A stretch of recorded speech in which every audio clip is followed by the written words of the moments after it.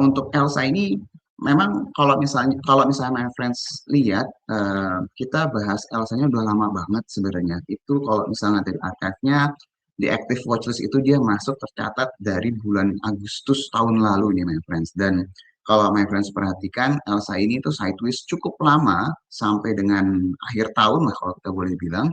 Tapi sejauh ini momentumnya salah satu yang paling menarik ya. Jadi kalau misalnya my friends perhatiin, ketika kemarin marketnya itu secara tanda kutip crash secara cepat ya, Elsa itu mengalami penurunan, tapi saat ini penutupan per kemarin ya, kalau misalnya my friends lihat, harganya itu udah lebih tinggi dari beberapa waktu lalu. Jadi bisa dikatakan crash kemarin itu nggak ada impact-nya nih ke saham Elsa.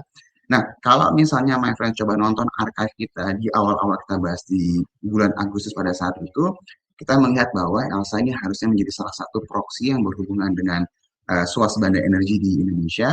Ya, jadi yang berhubungan dengan oil and gas, Elsa ini harusnya diuntungkan dari sisi pemerintahan.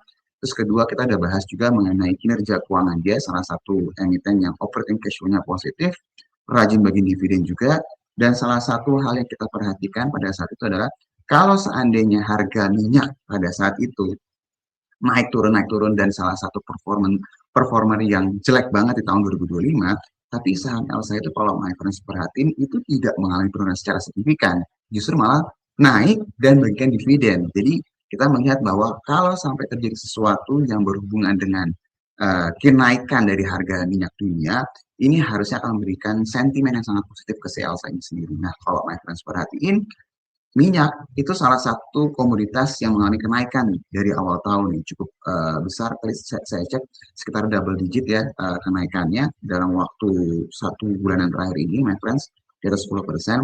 Nah, ini harusnya juga akan memberikan sentimen positif ke perusahaan-perusahaan oil and gas, nah terutama si Elsa ini. Jadi kalau dilihat sejauh ini Elsa momentumnya itu sangat positif sekali, melihat dari sisi harga minyak ini tendensinya terus melanjutkan kenaikan, seharusnya Elsa akan menjadi salah satu emiten yang cepat atau lambat akan banyak diperbincangkan sama orang. Jadi mudah-mudahan my friend sudah berposisi ya jauh-jauh hari sebelum saham ini dibahas banyak orang.